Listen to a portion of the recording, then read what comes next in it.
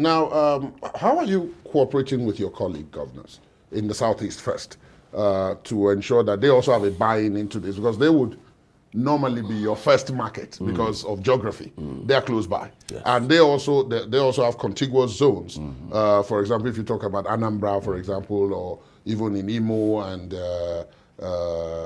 in even Ebonyi. And so, is there something? I know I might be putting you on the spot here by asking this, but are you looking at them? Is there a plan, or are you already doing that, looking at them? Because when I speak to some of your colleagues, I also ask the question that, party affiliation aside, the politics of governance aside, in terms of economic development, there can be no better development than that which also affects those around you. You are right. So I'm wondering, are you? Yes. In the first place, for the first time in many years, we have a very robust governors family in the Southeast, irrespective of party affiliation. We have an ABGA governor, we have an APC governor, and we have 3 PDP governors.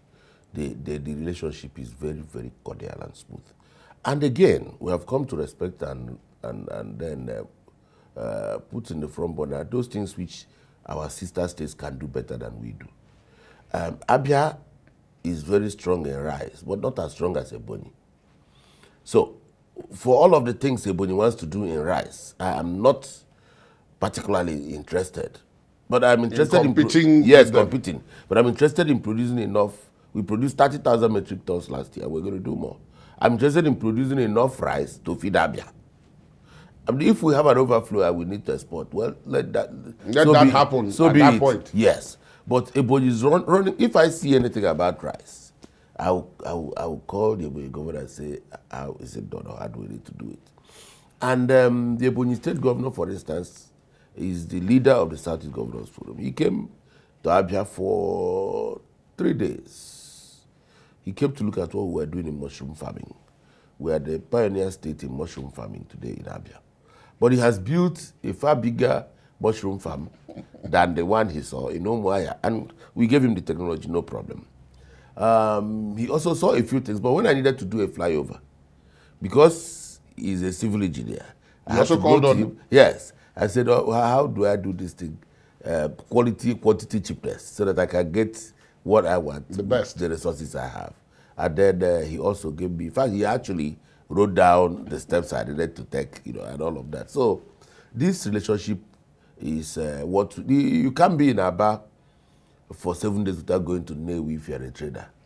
So we also respect and, the ingenuity of the Nnewi people when it comes to metal fabrications and all those kind of things, which we are also very, very strong in. Okay. So I am saying that, yes, and in the new Enyimba Economic City, which we are doing what we call a spine road, or the spinal cord of that new city, which is situated on 9,200 square meters of, square kilometers of land. Yes. Very big. Very big. So we are doing a road that will yield you to that city. If you are in the southeast and south, I will take 45 minutes. And we have done all the coordinates. If you do 1 hour 30 minutes from that spot, you'll be outside Nigeria.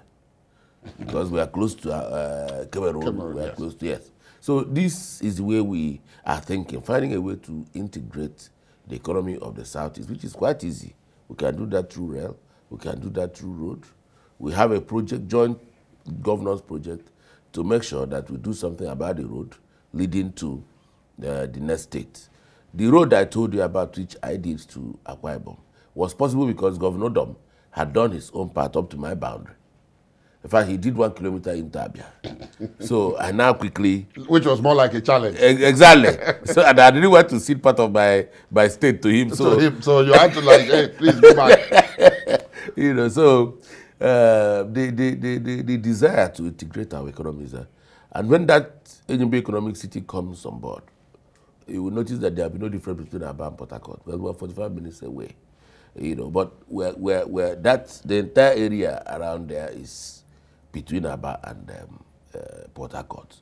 And we are leveraging the Port Atone and Abonema to drive that economic city. So you see that my thinking in terms of developing my state economically is juxtaposed on what is available in the sister states around me. Yes. Now, let me take you to the politics. Yeah.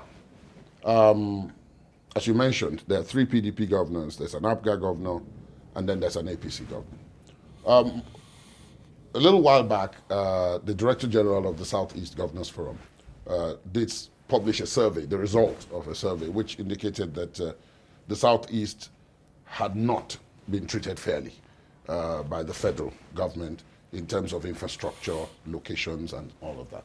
The government has denied that, but I'm wondering that in the Southeast, in your view, has the federal government been fair to the Southeast as a region? I mean, not just Abia, but I mean the region. Well, for this question to make the kind of meaning I would like it to make, we must put it in perspective. The federal government, for me, is not about 2015 to now. Okay. Successive federal governments, this one inclusive, has not been fair to South. For instance, if I want to go to Aba from Port Harcourt today, it's unfortunate I have to go to Eche. I have to go to Omagwa. Yes. It will take me 2.5 hours to go through that route, whereas it is a journey of 45 minutes. There's no person that can, with your SUV, you can't go from Aba to Port Harcourt. If you want to go from Aba to Enugu, you have to change lane from one lane to the other 12 times. 12 times. So assuming somebody returns from America with his family and he wants to go to Enugu, and unfortunately for him, he leaves about 7 p.m. An hour, 30 minutes, or 2 hours at most, a journey of 2.5 hours at most. That person cannot make that journey alive. Because you will get to a point when you wouldn't know that there's a... And then you have to beat a retreat. Of course, the hoodlums are there, people that will capture you, people that are laid ambush. So, and this 45 minutes, if I have a 4-laner from Aba to Port Harcourt, I would have told Governor Wike to collaborate with me so that we can do street light on that road to extend business hours. It will please me to have my people in Port Harcourt by 11 p.m. You know, hoping also to return. Please him as well. Of course. And it's a very, very important and strategic trade route. All through to Bayelsa, to Delta, and even Lagos. A very, very important and strategic trade route. This is just one example.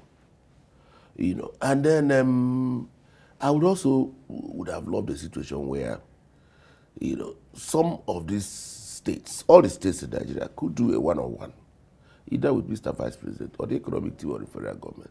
When you do that one-on-one, you do, after the federal government is supposed to be father of everybody, you do economic analysis and detailing of what you are doing and your circumstance. The federal government team will look at it against the backdrop of what they are doing and then give you a direction so that together you can collaborate. I'll give you an example.